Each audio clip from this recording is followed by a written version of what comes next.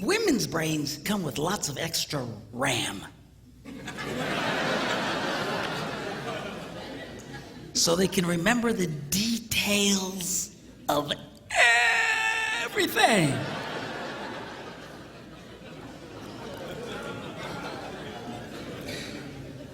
Men's brains come with only the minimum basic requirements to keep us breathing and eating. Okay, that's good. That's why men, a lot of men, we don't hang on to lots of details. They don't stick with us. You know, when an event happens, we just categorize it as an event. All right. Whereas women, it's not just the event, it's all the details connected with an event. You'll run into this when a friend of your family or something will call and you know, she just had a baby. And then you tell your wife, oh, so-and-so's called, they had the baby. And she'll say, well, what was it? And he says, well, it was a baby. Well, what kind of baby? I don't know, it's a baby. What difference does it make? Oh, how long was it?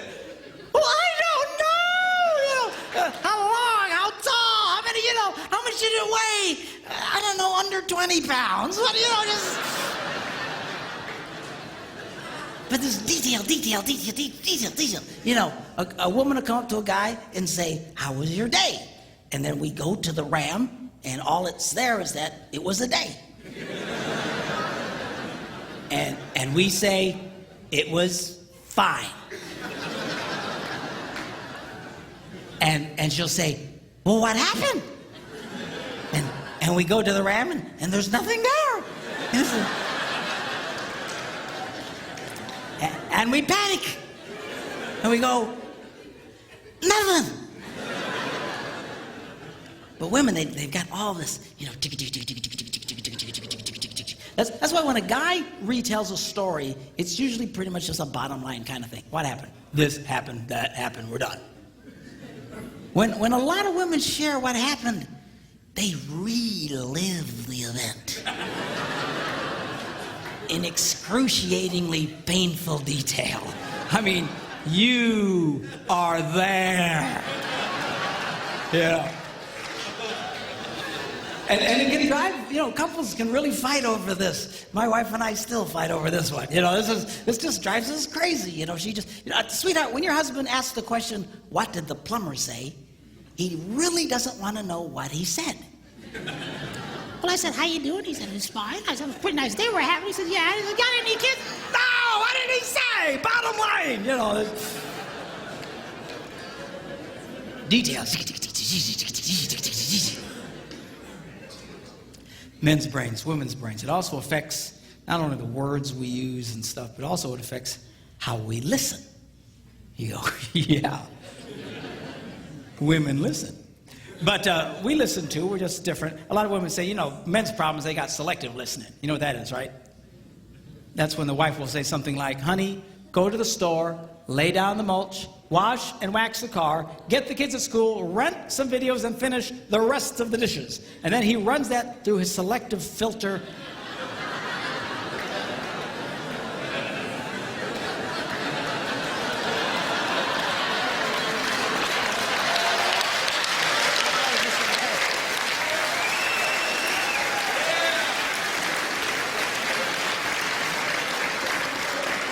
And all he hears is, honey, go lay down and get some rest, okay?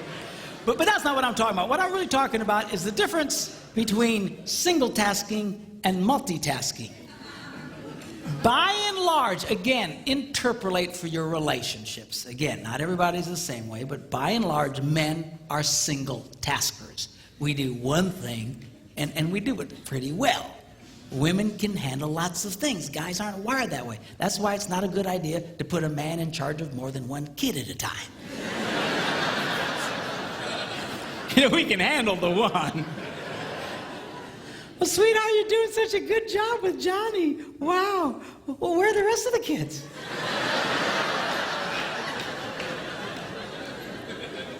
We got other kids? But man, we just very just. I'm a classic single tasker. I'm so bad, I'll be going along and I'll forget the one thing I was doing. I'm completely lost. I need to reboot my brain. Say, whoa, where am I? You know. But men, generally speaking, we do it. Now, what we do very well. One of the reasons that men are so good at what they do is because of this ability to completely focus on just one task.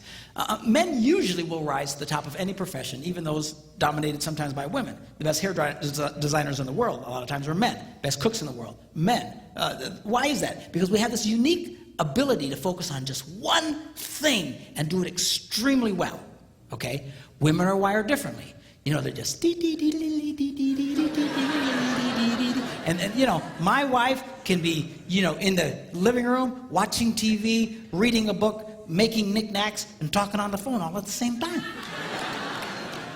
It's just amazing to me. Of course, I'll come in and I'll assume she's not watching TV.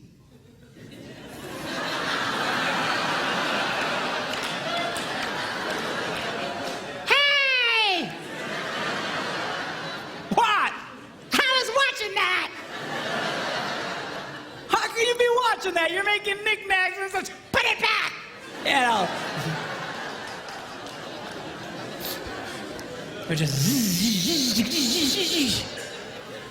Now this affects the way that we listen, because when a man is doing something, he generally cannot hear anything.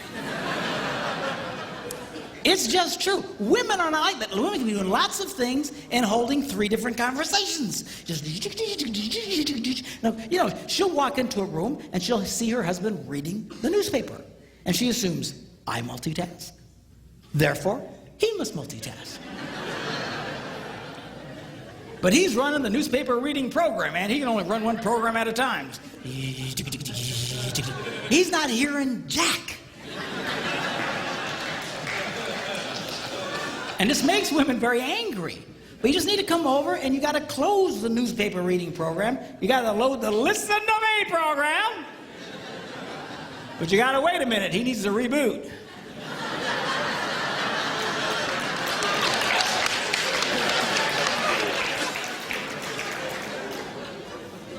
I didn't know you was here.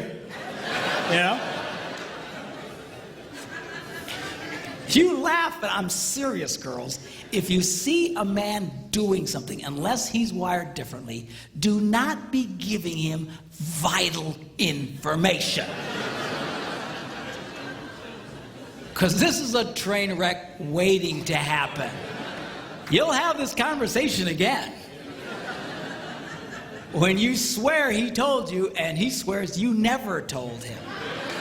You know you told him, but in his brain, you never said jack to him.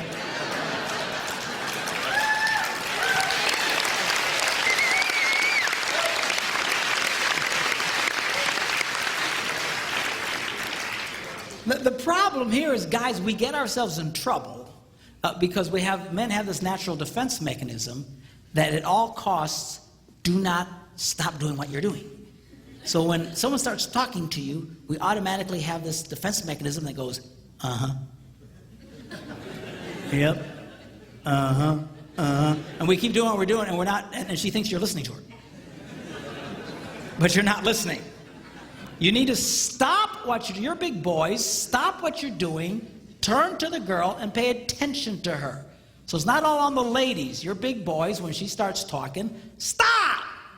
Listen to the girl, and then let him go back to what he was doing. Sounds fair, right?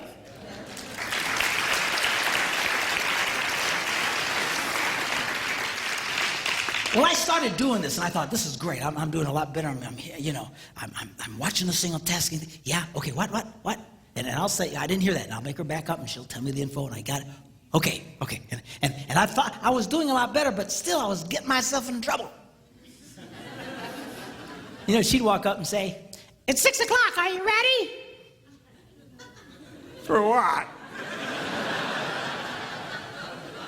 You know, that happened to half you guys tonight, right?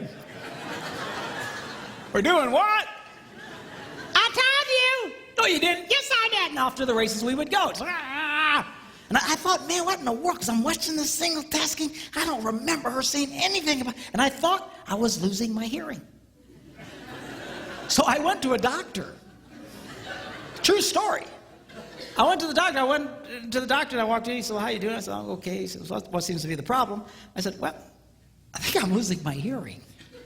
And he says, well, you know, you're getting up there in age, you know. Ears are one of the first things to go. And I said, well, that's one of the first. I can handle that.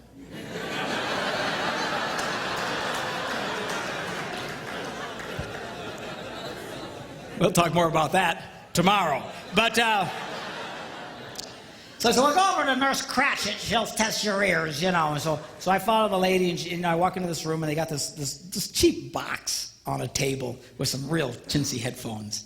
And she says, all right, now, put on the headphones. When you hear the beep, raise your hand.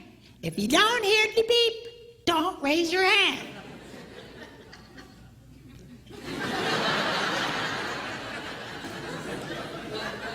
Apparently, I look really stupid. So anyway,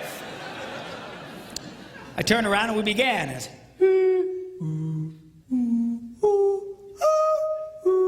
pretty soon she goes, really, you can hear all that? And I turned around and said, yeah, why? She's hitting the box.